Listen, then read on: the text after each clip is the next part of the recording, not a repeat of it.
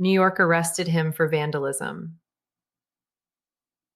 Those crimes now sell for up to $900,000.